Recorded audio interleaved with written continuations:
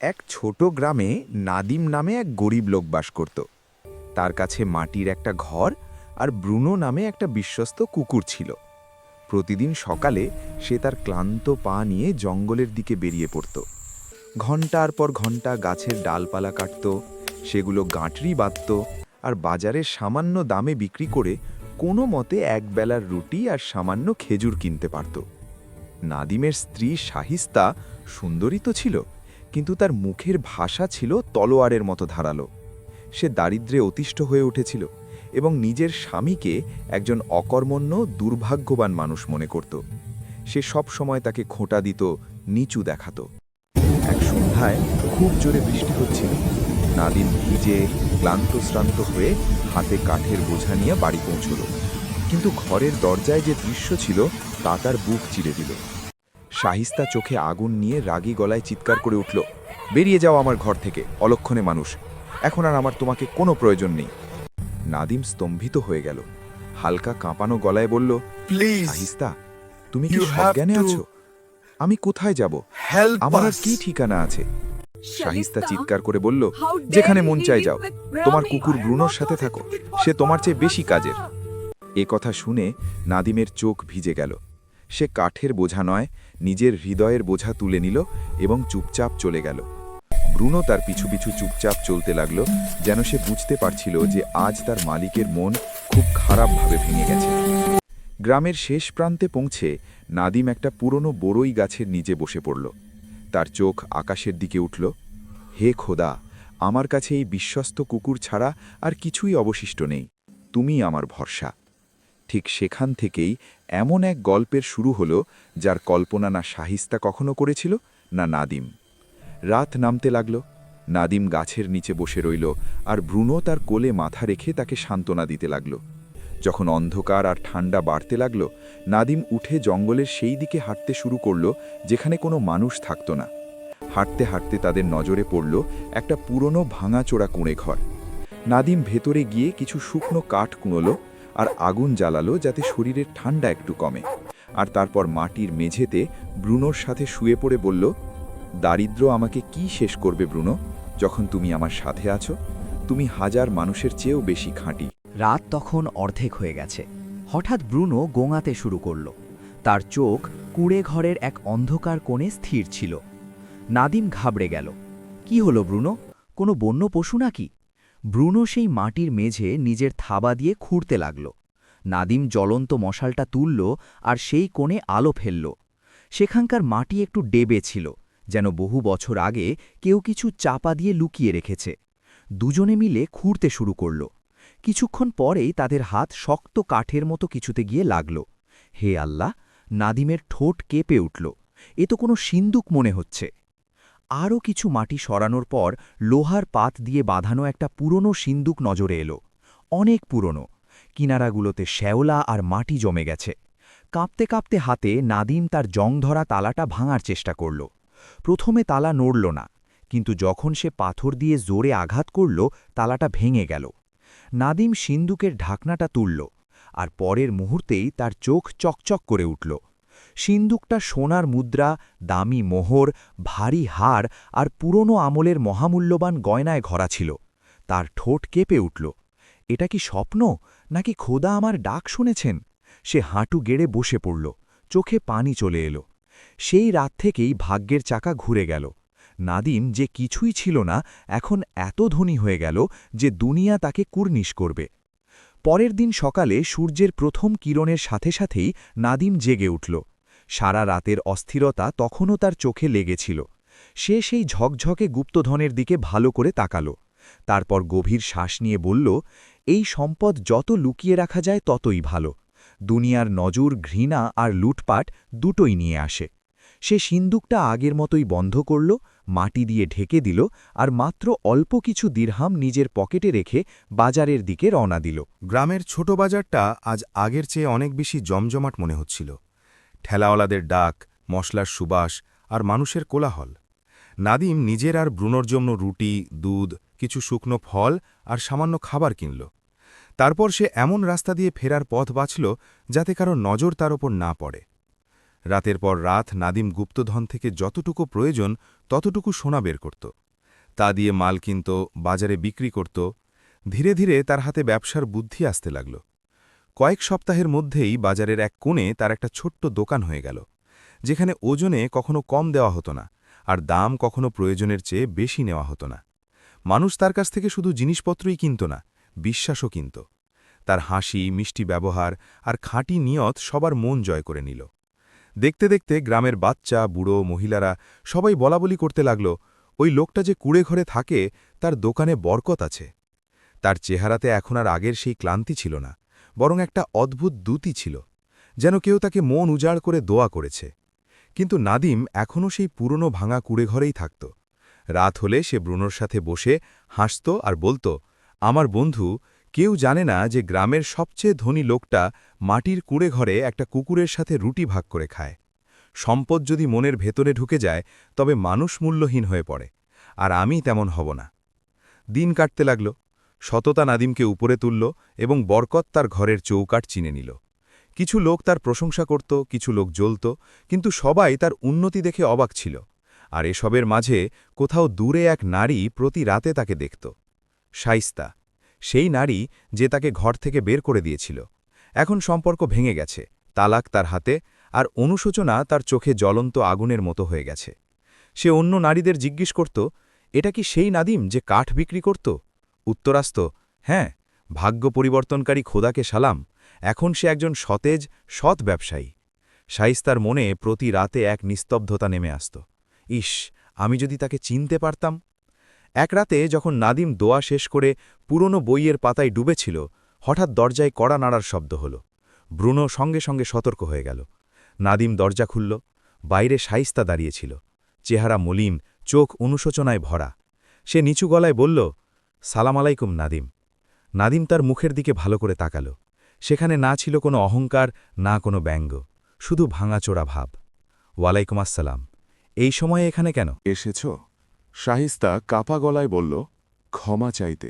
আমি তোমাকে বুঝতে পারিনি। আমি যা করেছি তা জুলুম ছিল। নাদিম তাকে ভেতরে আসার অনুমতি দিতে চাইল, কিন্তু তার চোখে সেই খোঁচাটা তখনও রয়ে গেছে। সে বলল, মন ক্ষমা করে দিলেও ক্ষত তার দাগ রেখে যায়। সময় বলে দেয় কে আপন ছিল আর কে পরীক্ষা। ব্রুনো তার বিশ্বস্ত স্বভাবের কারণে শাহিস্তাকে সন্দেহের চোখে দেখছিল। শাহিস্তা কিছুক্ষণ দাঁড়িয়ে রইল, তারপর আর কিছু না বলে ফিরে গেল। পরদিন নাদিম বাইরে এসে অবাক হয়ে গেল। শাহিস্তা কুড়ে ঘরের সামনে ঝাড়ু দিচ্ছে, জিনিসপত্র গোছগাছ করছে, যেন নিজের অতীতকে পরিষ্কার করছে। নাদিম জিজ্ঞেস করল, আমি তোমাকে কিছু বলিনি, তুমি এসব কেন করছ? সে মাথা তুলল, চোখে ছিল সত্যতা। কারণ এখন বুঝতে পেরেছি, মানুষের দাম সম্পদ দিয়ে নয়, মন দিয়ে হয়। আর আমি তোমাকে তখন হারিয়েছি যখন তুমি আমার সবচেয়ে কাছে ছিলে। নাদিম সেই মুহূর্তে গভীর নীরবতায় ছিল। শাহিস্তার কথাগুলো তার কানে পৌঁছালো ঠিকই, কিন্তু মনের ভেতরে জায়গা করতে পারল না। কিছুক্ষণ পর সে ধীরে ধীরে বলল, কোনো মানুষের দাম তার পয়সা করিতে থাকে না, তার চরিত্রে থাকে।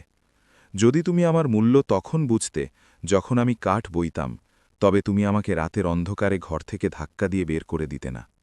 শাহিস্তার চোখ ভরে এলো, গলা কেঁপে উঠল। আমি অন্ধ হয়ে সম্পদের পেছনে ছুটেছিলাম। দুনিয়ার চাকচিক্য আমার মনকে কঠিন করে দিয়েছিল। আজ আমি আমার কর্মের ফল ভোগ করছি। আমার জন্য কি আরেকটাও সুযোগ নেই? নাদিম তার দিকে অনেকক্ষণ তাকিয়ে রইল। সেই দৃষ্টিতে কষ্ট ছিল, কিন্তু কোনো অভিযোগ ছিল না। তারপর সে আর একটাও কথা না বলে কুড়েঘরের ভেতরে চলে গেল। দরজাটা আস্তে করে বন্ধ হয়ে গেল। সে তার পুরনো মাদুরটাতে বসল আর নিজেকেই প্রশ্ন করল, এই নারী কি সত্যিই তওবা করতে এসেছে, নাকি তার নজর আমার বর্তমান সম্পদের ওপর? তার সেই রাতের কথা মনে পড়ে গেল, যখন তাকে ঘর থেকে বের করে দেওয়া হয়েছিল, যখন তার কোনো ঠিকানা ছিল না, ব্রুনো ছাড়া আর কোনো সঙ্গী ছিল না। ঠিক তখনই ব্রুনো ভেতনে এলো, নিজের মুখটা নাদিমের উরুর ওপর রাখল, যেন সে বলছে, যে নারী দারিদ্র্যের সময় কদর করেনি, এখন টাকার জন্য কদর করতে এসেছে। নাদিম তার মাথায় হাত বুলিয়ে বিড়বিড় করে বলল, আমার ঘরে একমাত্র তার, যে আমার অন্ধকারের দিনগুলোতে আমার পাশে ছিল। নাদিম শান্ত গলায় বলল, আমাদের দুজনের মধ্যে যে সম্পর্ক ছিল তা এখন শেষ হয়ে গেছে। আমি তোমাকে মাফ করে দিয়েছি, কিন্তু ভাঙা জিনিস জোড়া লাগলেও তার আগের মতো থাকে না। শাহিস্তার ঠোঁট কেঁপে উঠল। সে ধীর স্বরে বলল, যদি যদি আপনি চান তবে আমি একজন কাজের লোক হিসেবে এখানে থেকে যাই, শুধু আপনার সেবা করার জন্য। নাদিম বলল, না শাহিস্তা, আমি তোমাকে রোজ রোজ দেখে মন খারাপ করতে চাই না, তার চেয়ে ভালো হবে তুমি চলে যাও। শাহিস্তা কেঁদে ফেলল। তার কান্না শুধু অনুশোচনার ছিল না, সেই ভাগ্যটার জন্যও ছিল যা সে নিজের হাতে পুড়িয়ে ছাই করেছে। দিন গড়িয়ে চলল। সেই কুঁড়েঘর যেখানে একসময় শুধু নাদিব আর ভ্রূণ থাকত, এখন মানুষের আড্ডাস্থল হয়ে উঠল। কেউ পরামর্শ নিতে আসত, কেউ দোয়া চাইতে, কেউ বিপদ ভাগ করে নিতে। বাজারে লোকেরা বলতো, নাদিম শুধু ব্যবসায়ী নয়, সে তো গ্রামের নক্ষত্র। আর সত্যিও তাই ছিল। সততা তাকে সেই আকাশ দিয়েছিল যা অনেকে শুধু স্বপ্নেই দেখে। একদিন বাজারে এক লোক এলো, চমৎকার পোশাক, চকচকে জুতো আর চালচলনে গাম্ভীর্য। সালাম, আমি হাজিম মারওয়ান, গভর্নরের ডেপুটি। নাদিম মাথা নেড়ে উত্তর দিল, খবর কি?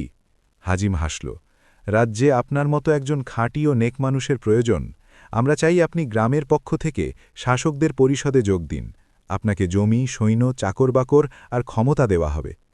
নাদিম থমকে গেল। তার হাতে একসময়ে শুধুই কুড়াল ছিল, আর আজ তাকে ক্ষমতা দেওয়া হচ্ছে। সে ধীর কিন্তু দৃঢ় গলায় বলল, আমি সেই মানুষ যে মাটিতে রাত কাটিয়েছি। হুকুমতের বোঝা যদি একটুও বেঁকে যায় তবে মানুষ জালেম হয়ে ওঠে। আমি এখনও নিজের উপর পুরো বিশ্বাস রাখতে পারছি না, তাই এই প্রস্তাব আমি ফিরিয়ে দিচ্ছি। হাজিম অবাক হয়ে গেল। দুনিয়া পদমর্যাদার পেছনে দৌড়ায়, আর আপনি তাকে পায়ে ঠেলছেন? নাদিম হাসল। ক্ষমতার পেছনে যে ছোটে সে প্রায়ই নিজের মনকে পেছনে ফেলে আসে। যতক্ষণ না আমার মন শক্ত হচ্ছে, আমি কোনো মানুষের ওপর হুকুম চালাব না। হাজিমের চলে যাওয়ার পর বাতাস বদলে গেল। গ্রামবাসীদের দৃষ্টি তীক্ষ্ণ হয়ে উঠল, কানাঘুষো শুরু হল। এই সেই লোক যাকে একদিন তার বউ বের করে দিয়েছিল, যে ভাঙা দরজার কুঁড়ে ঘাড়ে ঘুমত, আজ সে সবচেয়ে ধনী হল কিভাবে? আর এখান থেকেই আসল পরীক্ষা শুরু হল। সম্পদ কামানো কঠিন নয়, সম্পদকে মন থেকে দূরে রাখাটাই আসল সাহস। বাজারের ভিড়ে এক লোক ছিল যোদ্ধা, বাঁচাল, ধূর্ত আর ভেতর থেকে হিংসে ভরা। সে তুলো আর মশলার দোকান চালাত। নাদিমের বাড়ন্ত সম্মান আর সম্পদ তাকে কাঁটার মতো বিঁধত। একদিন সে তার বন্ধুদের বলল, কসম করে বলছি, এই লোকের ধনী হওয়ার পেছনে নিশ্চয়ই কোনো গোলমাল আছে। আমি নিজে তাকে এক রাতে গ্রামের পশ্চিম প্রান্তে এক পুরনো দেয়ালের কাছে মাটি খুঁড়তে দেখেছি। মানুষের চোখ কুঁচকে গেল। সন্দেহের ঠান্ডা বাতাস বাজারে ছড়িয়ে পড়ল। যোদ্ধা আগুনে আরও ঘি ঢালতে ঢালতে বলল, ও নিশ্চয়ই গুপ্তধন পেয়েছে। হ্যাঁ, মাটির নিচে পোঁতা গুপ্তধন, তাই তো রাতারাতি ধনী হয়ে গেল।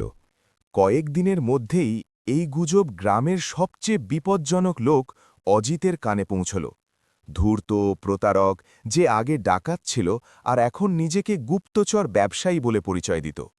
অজিত মনে মনে হাসল, এই গুপ্তধন আমি অন্য কাউকে নিতে দেব না। যদি আমাকে নিজের জীবনও বাজি রাখতে হয়, তবুও এটা আমার হবে। এক শান্ত অন্ধকার রাতে অজিত চুপি চুপি নাদিমের কুঁড়েঘরের কাছে পৌঁছল। সে ঝোপের আড়ালে লুকিয়ে কুঁড়েঘরের ভেতরে উকি দিল। ভেতরে নাদিম মাদুরে বসেছিল, ব্রুনোকে মাংস খাওয়াচ্ছিল, আর তার সাথে এমনভাবে কথা বলছিল যেন সে তার সবচেয়ে পুরনো বন্ধু। অজিত দাঁতে দাঁত চেপে বলল, এমন লোক তো মগজ দিয়ে কামায় না, কপাল জোরেই কিছু বড় হাতে পেয়েছে। আমি এই গুপ্তধন খুঁজে বের করবই, যদি নিজের নখ দিয়ে মাটি খুঁড়তে হয় তবুও। পরদিন অজিত ব্যবসার ভান করে তার লোকদের নাদিমের কাছে পাঠাল। তারা সব দেখত, সব শুনত, কিন্তু নাদিমের সরলতা আর হাসি তাদের কাছে কোনো রহস্য ফাঁস করত না। নাদিম তাদের চিন্তার চেয়েও অনেক বেশি বুদ্ধিমান ছিল। সন্দেহ বাড়িলে অজিত নতুন চাল চালল। সে কাসিম নামের এক লোককে বন্ধুত্বের নাটক করে নাদিমের কাছে পাঠাল। কাসিম দাবি করল যে সে এক বড় বিনিয়োগকারী এবং নতুন বাজার তৈরি করতে চায়। নাদিমের খ্যাতি আর সততার প্রশংসা করতে করতে সে বলল, আমরা ভাবছি তুমিও এই প্রকল্পে আমাদের সমান অংশীদার হও। কুয়োর কাছের জমি কিনে আমরা একটা বড় বাজার বানাব। কুয়েঘরের বাইরে নিম গাছের ছায়ায় বসে সে কথা বলছিল, আর সামনে ব্রুনো কাসিমকে সন্দেহ ভরা চোখে দেখছিল। নাদিম ভুরু কুচকে বলল, তোমার আসল সঙ্গী কে, আর আমার কাছে আসার আসল উদ্দেশ্য কি? কাসিম তড়িঘড়ি করে বলল, আমি খাঁটি মানুষ, আর এই অংশীদারিত্ব সবার সামনেই লিখিত হবে। কিন্তু নাদিম সেই লোক ছিল না যে চকচকে কথায় বিশ্বাস করে নেবে। সে শান্ত গলায় বলল, যদি তুমি খাঁটি হও তবে ছায়ায় কেন এসেছ? চলো আলোতে বসি, মসজিদে, মানুষের সামনে, সাক্ষীদের উপস্থিতিতে, সেখানেই আমরা লেখালেখি করব। কাসিমের চেহারা ফ্যাকাশে হয়ে গেল। সে কাঁপা গলায় বলল, তুমি কি আমাকে বিশ্বাস করো না? নাদিম হালকা হাসল, আমি আল্লাহকে বিশ্বাস করি, আর তুমি আলোর মতো, দূর থেকে ভালো লাগে, কাছে এলে আসল রূপ বোঝা যায়। সে তালি বাজালো। ব্রুনো সঙ্গে সঙ্গে এসে তার পাশে বসল আর কাসিমের দিকে এমন চোখে তাকালো যেন বলছে, এখানে কোনো চাল চলবে না। তারপর নাদিম বলল, আর শুনে রাখো, তোমরা যে গুপ্তধনের পেছনে ছুটছ তা মাটির নিচে লুকানো নেই, তার সবর, পরিশ্রম আর স্মৃতির মধ্যে লুকিয়ে আছে। কাসিম পাথরের মতো স্তব্ধ হয়ে দাঁড়িয়ে রইল। তারপর সে দৌড়ে অজিতের কাছে পৌঁছল এবং সব খুলে বলল। অজিত দাঁত কিড়মিড় করে বলল, যদি গুপ্তধন নিজে থেকে না আসে তবে এখন আমরা তা জোর করে নেব। সেই রাতেই অজিত তার ৩ সবচেয়ে ভয়ঙ্কর গুন্ডাকে ডাকল। সে নিচু গলায় বলল, আজ রাতে সব শেষ, নাদিমের গোপন রহস্য, তার গুপ্তধন সব আমাদের হবে। ৪ জন অন্ধকার গলি দিয়ে নাদিমের কুঁড়ে ঘরের দিকে এগোল। প্রত্যেকের হাতে হয় মোটা লাঠি, নয়তো খঞ্জর ছিল। অজিত জানালার দিকে ইশারা করল, আমরা এখান দিয়েই ভেতরে ঢুকব। লালু, দরজা বন্ধ করে দিও, আর সালিম, জানালার পথ বন্ধ করে দিও, যাতে ও পালাতে না পারে। যেই তারা জানালার কাছে পৌঁছাল, হঠাৎ ব্রুনো এমন গর্জন করে উঠল যে সবাই ভয় পেয়ে গেল। সে বিদ্যুতের বেগে লালুর ওপর ঝাঁপিয়ে পড়ল আর দাঁত তার বাহুতে বসিয়ে দিল। লালুর চিৎকার বাতাসে কেঁপে উঠল, আর তার খঞ্জর মাটিতে পড়ে চকচক করতে লাগল। হট্টগোলে নাদিমের ঘুম ভেঙে গেল। সে লাঠি হাতে কুঁড়ে ঘর থেকে বেরিয়ে এলো। অন্ধকার রাতে সে অজিতকে পালাতে দেখল। নাদিম রাগ আর সাহসে ভরা গলায় চিৎকার করে বলল, কাপুরুষের দল, গুপ্তধন খুঁজছ? এই তো এখানে, আমার পরিশ্রমে, আমার ধৈর্যে, আমার সম্মানে। ব্রুনো অন্ধকারে দূরে দৌড়াতে লাগল। তার ডাক সারা গ্রামে প্রতিধ্বনিত হল। মানুষ দৌড়ে মেরিয়ে এলো এবং চোখের সামনে সব ঘটনা পরিষ্কার হয়ে গেল। সকালে কাছারির লোকজন, মডল আর গ্রামের মুরব্বীরা জড়ো হলেন। লালু, যার হাত খুব খারাপভাবে জখম হয়েছিল, সত্য লুকাতে পারল না। সে সব বলে দিল। এক বৃদ্ধ নাদিমের দিকে তাকিয়ে বললেন, আমরা এমন বিশ্বস্ত কুকুর কখনো দেখিনি, কিন্তু তার চেয়েও বেশি বিশ্বস্ত তুমি, নিজের মন আর নিজের মাটির প্রতি। আরেকজন বলল, তুমি গুপ্তধন মাটি থেকে নয়, নিজের পরিশ্রম দিয়ে বের করেছ। এখন তোমার গল্প মানুষ নিজের বাচ্চাদের শোনাবে। তারপর মডল উঁচু গলায় ঘোষণা করলেন, অজিতকে গ্রাম থেকে বের করে দেওয়া হোক, আর যে জমির ওপর সে নজর রেখেছিল সেই জমি নাদিমকে উপহার হিসেবে দেওয়া হল। এই ফায়সালা খাতায় লেখা থাকবে। সেই একদিনে নাদিম জমিও জিতল, গ্রামবাসীদের বিশ্বাসও, আর তাদের মনও। আর ব্রুনো এখন শুধু একটা কুকুর নয়, বরং বিশ্বস্ততার এক মূর্ত প্রতীক হয়ে উঠল। নাদিম তার উপহার পাওয়া জমির এক প্রান্তে একটা ছোট বাজার বসাল।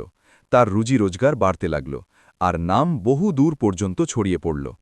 এক সকালে ধীর পায়ে তার প্রাক্তন স্ত্রী শাহিস্তা ফিরে এলো। তার চেহারায় লজ্জা, চোখে দ্বিধা। সে নিচু গলায় বলল, হে নাদিম, আমি মানছি যে আমি তোমার সাথে অন্যায় করেছি। যেদিন আমি তোমাকে ঘর থেকে বের করে দিয়েছিলাম, আমি জানতাম না যে আমি নিজেরই জীবনের আলো নিভিয়ে দিচ্ছি।